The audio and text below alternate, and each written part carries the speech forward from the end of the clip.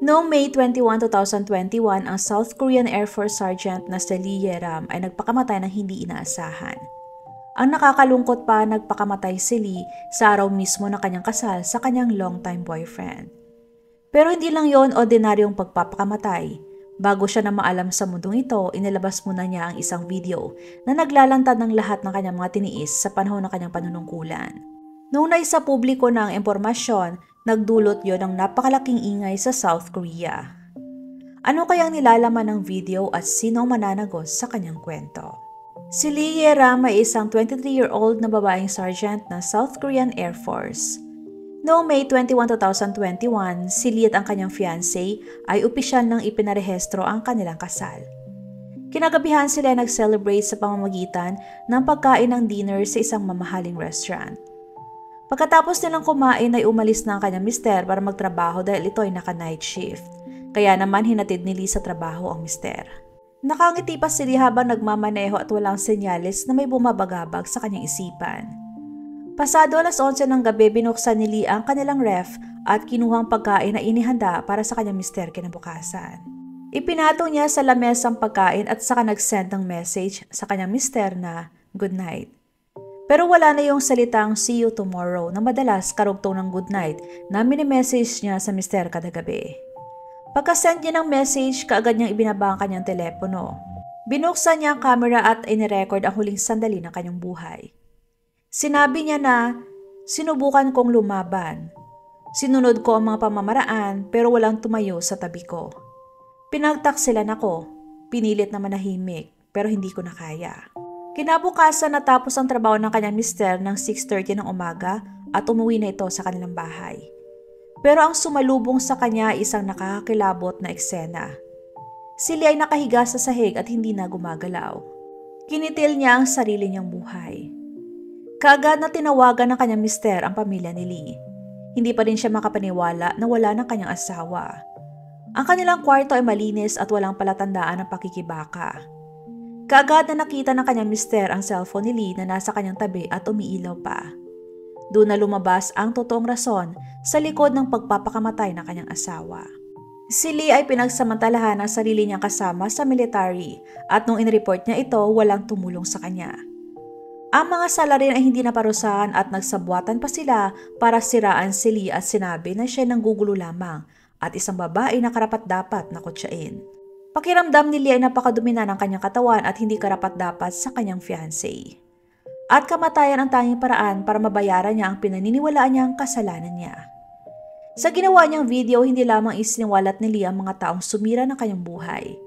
Sinabi din niya ang tungkol sa kanyang sarili at tungkol sa mga bagay na nagpapalakas sa kanya na siya naging dahilan kung bakit siya ang naging target ng kanyang mga kasamahan. Hindi ordinaryong babae si Lee. Bata pa lang siya ay nakitaan na siya ng kagandahan at aura na kinaiinisan at kinaiinggitan ng lahat. Katunayan, ilang beses na siya nilapitan at kinausap ng mga talent scouts para maging artista. Pero tumanggi si Lee. Para sa kanya ay walang ibig sabihin ang katanyagan dahil ang kanyang pangarap ay maging isang sundalo. Sa kanyang tiyaga at pagsisikap, nakamit niya ang kanyang pangarap na maging isang female officer sa South Korean Air Force.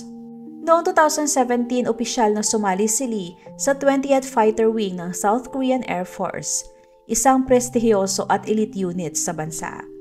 Itinatag noong December 1996. Ang 20th Fighter Wing ay hindi lamang isang key unit ng Air Force, kundi madalas nitong lumahok sa joint military exercises kasama ng US. Isang malaking karangalan ang mapili at mabilang sa elite unit para sa sinumang sundalo. At para kay Lee, hindi lamang yun achievement. Dahil sa kanyang tiyaga at pambihirang pagsisikap, nakamit niya ang kanyang pangarap na maging isang female officer. Ang buong akala niya ay malapit na niyang makamit ang purpose ng kanyang buhay. Hindi niya alam na magsisimula pa lang pala ang kanyang bangungot. Dahil siya isang babae at napapalibutan siya ng puro mga lalaking sundalo, kaya naman kaagad na naging sentro si Lee ng atensyon.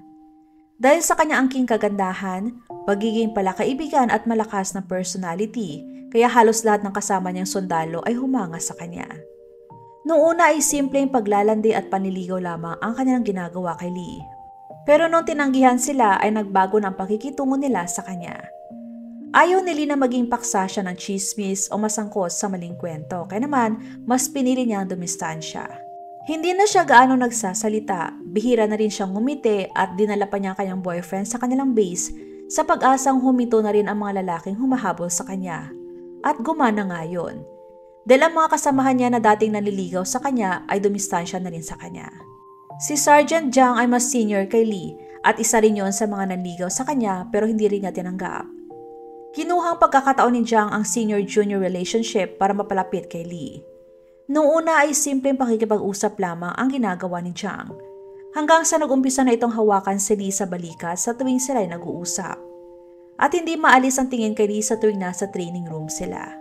Pakiramdam tuloy ni Lee ay nasasakal na siya kaya dumistansya siya kay Jiang. Pero hindi siya tinigilan ng lalaki. Gumagawa pa rin ito ng paraan para mapalapit sa kanya. May isang pagkakataon sa isang party ay naparami ng inom si Jiang at doon siya lalong nag-take advantage kay Lee. Panay hawak niya sa braso at balikat ni Lee. Pero sa kasamaang palad ay walang tumitigil kay Jiang. Doon na naglakas loob si Lee na sumigaw na, "Huwag mo na akong hawakan ulit." Ang lahat ay napatingin kay Lee pero wala ni isang nagsalita. At wala man lang ni isa na tumulong o kumampi sa kanya.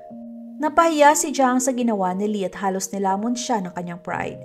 Kaya naman simula noon ay nagtanim na siya ng sama ng loob kay Lee. Simula ng araw na yon ay mas lalong sinikap ni Lee na makaiwas kay Jiang at alam niya na si Jiang ang lalaki hindi madaling magpatawad. Makalipas ang ilang araw ang kanyang superior na warrant officer ay hindi inaasahang lumapit sa kanya. Ito ang lalaki na bihira lang niya makausap kaya kinabahan si Lee. Ayon kay warrant officer, gusto niyang sumama sa kanya si Lee sa isang party at hindi siya pwedeng tumanggi dahil maraming high-ranking officers ang dadalo. Pero tumanggi pa rin si Lee dahil ayaw niya na ma-involve sa mga taong katulad nila at hindi niya kailangan ang ganong opportunity. Pagkarinig ng officer sa sagot ni Lee, nag-iba agad ang kanyang tono. Sabay sabi, "Sa palagay mo ay may karapatan kang tumanggi? Superior mo ako at alam mo ang mangyayari kung susuwayin mo ako.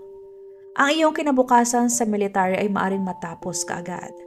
Wala na ibang kahulugan pa ang sinabi ng officer, kundi isa yung direktang pagbabanta.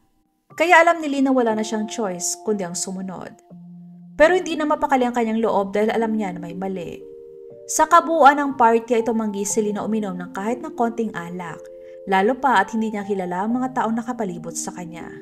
Sa kalagitnaan ng party ay nagpaalam ang warrant officer na uuwi. Yun na din ang tamang pagkakataon para kay Lee na umuwi at gusto niya na umalis na walang nakakapansin. Nang palabas na siya ay bigla na lamang siyang hinarangan ni Sergeant Jiang na sobrang lasing. Namumula ang kanyang mga mata at amoy alak. Ayon kay Jiang na paraming kanyang inom at hindi na niya kaya pang magmaneho. Kaya nakiusap siya kay Lee na ihatid sa kanyang bahay. Nag-aalangan si Lee dahil ayaw niyang makausap si Jiang pero ayaw niyang gumawa ng eksena. Sobrang lasing ni Jiang at kung magmamaneho ito baka maaksidente. Kaya wala nang nagawa pa si Lee kundi isakay si Jiang at ihatid sa bahay nito. Walang kaalam-alam si Lee na ang desisyon niya na yon ay ang siyang magdadala sa kanya sa trahedya. Nung nasa malayo at madilim na lugar na sila, bigla na lamang hinawakan ni Jiang ang manibela at pinilit siyang ihintong sa sakyan. Bago pa makareact si Lee, bigla na lamang siyang hinawakan ni Jiang at inatake. Nanlaban si Lee pero hindi niya kinaya ang lakas ni Jiang. Bumalik siya sa kanilang base na umiiyak. Pakiramdam niya na isa lamang yon bangungot pero hindi dahil totoong nangyari yon. Pinagsamantalaan siya ng sarili niyang kasamahan. Pero hindi siya pwedeng tumahimik na lamang. Hindi pwedeng hahayaan na lamang niya si Jiang sa ginawa nito sa kanya. Kinakailangan niya na pagbayaran ang kanyang ginawa. Sa kasunod na araw ay pumunta siya kaagad sa warrant officer at inireport ang lahat. Gusto niya ng hustisya at naniniwala siya na matutulungan siya ng officer. Nakunwaring nakikinig ang officer at nagpakita pa ng simpatya kay Lee. Sinabi pa ng officer na, "Naiintindihan kita at ire-report ko ito sa higher ups. Huwag kang mag-alala, mapaparusahan si Jiang." Nakaramdam na kaginhawaan si Lee at naniniwala siya sa pangakong tutulong sa kanyang superior at mabibigyan siya ng hustisya. Pero ang lahat ng yon ay isa lang palang trap. Dahil pagkaalis niya sa opisina ng officer, kaagad itong tumawag kay Jiang para ipaalam na nag-report sa kanya si Lee. At hindi pwedeng may makakaalam na mas mataas pa ng mga officers dahil madadawit din siya. Gabi ng araw na yon biglang napakita si Jiang kay Lee. Pinagbantaan niya si Lee sa ginawa nito at binalaan na kung hindi ito tatahimik sasabihin niya sa fiancé nito ang nangyari sa kanila sa loob ng sasakyan. Hindi na kinaya ni Lee kaya bumalik siya sa officer at humingi siya ng paliwanag. Pero sa oras na yon ay wala ng reaksyon at simpatya sa kanyang officer. Habang nagsasalita siya, umismid pa ito sabay sabing, "Sa palagay mo ba makapaninilbihan ka sa military kung hindi mo pagdadaanan ang mga bagay katulad nito?" Natulala si Lee sa narinig at para siyang sinampal. Ang buong akala niya ay may tutulong na sa kanya pero puro lang pala kasinungalingan ang lahat. Wala talagang intensyon ng officer na protektahan siya. Dahil gusto lang din ito na pagtakpan ang mga bagay para protektahan din ang kanyang sarili. Pero hindi makakapayag si Lee na basta na lamang itong palampasin. Hindi niya hahayaan na basta na lamang makatakas ang dalawa sa ginawa sa kanya. Gusto niyang lumaban hanggang sa dulo. Kaya naman ni-retrieve niya ang dashcam mula sa kanyang sasakyan. Nakuha na ng dashcam ang lahat ng ginawa sa kanya ni Jiang, isang malaking ebidensya na makakatulong sa kanya. Dinala niya ang ebidensya sa Military Police Department at sa mga oras na yon, naniniwala siya na lalabas ang katotohanan. Mapaparusa na si Jiang at mabibigyan na ng hustisya ang ginawa ng lalaki sa kanya. Pero mali si Lee. Tinanggap ng military police ang kanyang reklamo pero walang ginawang aksyon laban kay Jiang. Walang arrest warrant at walang suspension from duty. Sa halip ay pinatawag pa si Lee para tanungin ng paulit-ulit. Pinilit siya na ikwento niya ang bawat detalye ng nangyari at para kay Lee isa yung bangungot sa kanyang buhay na gusto niyang mabura sa kanyang pag-iisip kung maaari. Malaki ang naging epekto ng nangyari sa mental at physical health ni Lee kaya po unti-unti rin siyang lumalala. Nagdemand na siya sa military police na ipatawag si Jiang pero inabot pa sila ng halos kalahating buwan bago nila tuluyang pinatawag si Jiang. Tinanong lang si Jiang ng mga simpleng tanong at saka hinayaan din na makaalis. Walang kaso na inihain laban sa kanya at walang disciplinary action na nangyari.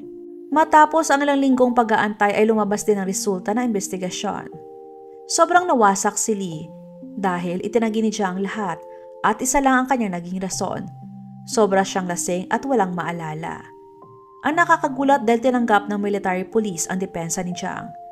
Para sa kanila hindi pa sapat ang ebidensya pinakita sa kanila ni Lee.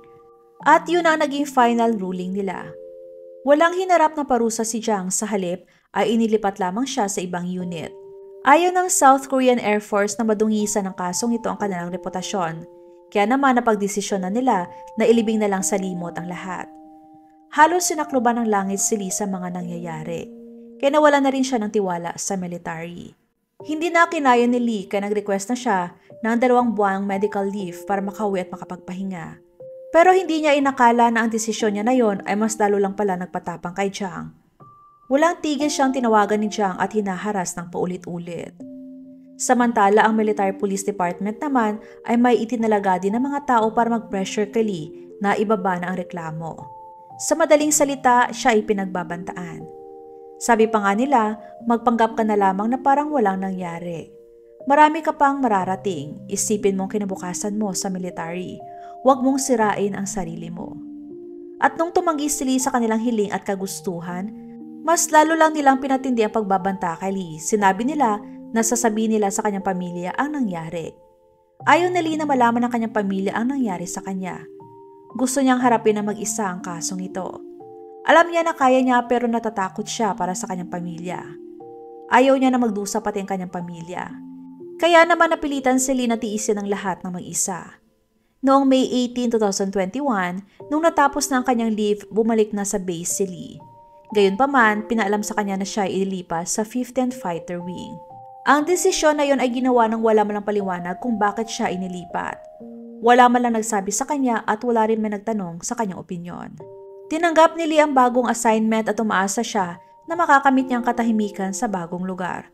Pero nagkakamali siya. Dahil kumalat na palang balita sa kabuuan ng Air Force. Sa tuwing nadadaanan niya ang mga kasamahan, nararamdaman niya na siya ay hinuhusgahan kahit nasa mga tingin pa lang nila.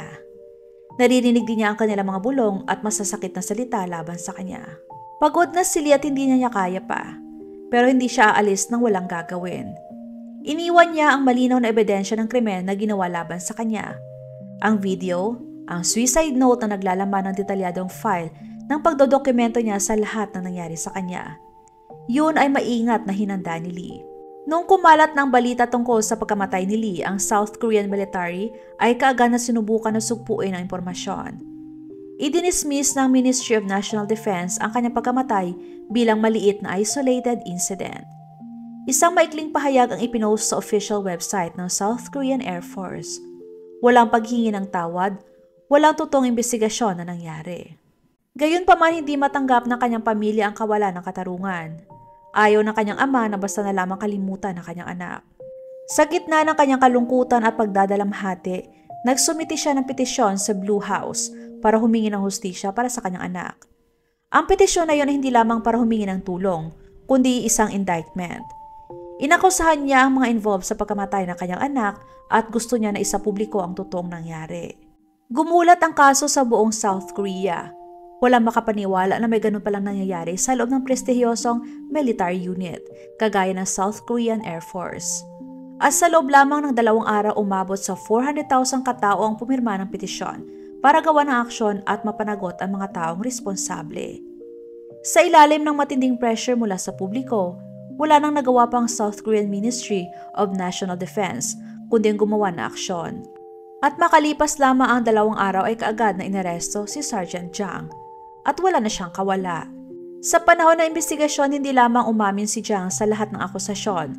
Isiniwalat din niya na may ginawan din siya ng hindi mabuti dati na isang babaeng sundalo. Mas lalo pang tumindi ang pressure.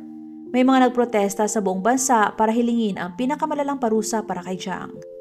Nagpatuloy din ang media sa paglabas ng mga butas sa sistema ng military.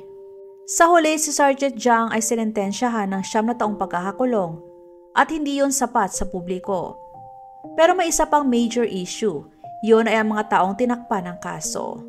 Mga makapangyarihang tao na hindi pinansin ang krimen at ang mga taong nagpatahimik kay Lee na hindi man lang naparusahan. Nauunawaan yun ng ama ni Lee kaya naman nagdesisyon siya na mag-hire ng abogado para kasuhan ang lahat na involved at itinago ang katotohanan. Hindi sila maaring makatakas, kailangan din nilang managot. Sa panahon ng investigasyon, inilabas ng abogadong nakakagulat na katotohanan. Hindi lamang si Jang ang may ginawang masama kay Lee. May ilan din ng mga senior officer ang involved. Kaya naman ang pressure sa South Korean military ay mas lumala pa. Kinakailangan na may isang tao na umako ng responsibilidad. Ang Chief of Staff ng South Korean Air Force na si General Lee Yang ay napilitan ding mag-resign dahil alam niya ang lahat pero wala siyang ginawa. Ang Minister ng National Defense ay napilitang din mag-issue ng public apology at inako ang pananagutan. At sa unang pagkakataon sa kasaysayan ang kaso ng sexual assault sa military, napilitan na ang mga high-ranking officials na harapin ang responsibilidad. Napakaseryoso ng kasong ito na kahit ang dating South Korean President na si Moon Jae-in ay nag-public speech na din. Sa kanyang speech, binigyang diin niya ang kahalagahan ng pagtiyak ng kaligtasan at pagprotekta sa mga karapatan ng mga naninilbihan sa military. Isinakripisyo ni Lee ang kanyang buhay para lamang ma-expose ang brutal na katotohanan at hindi siya namatay ng walang kabuluhan.